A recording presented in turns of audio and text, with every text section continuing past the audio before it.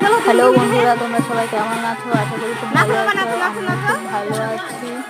আমাদের পাড়ার মধ্যে নামযজ্ঞ হচ্ছে, কীর্তন হচ্ছে, তাই আমি একটু ছোট্ট ভিডিও করলাম তোমাদের দেখানোর জন্য।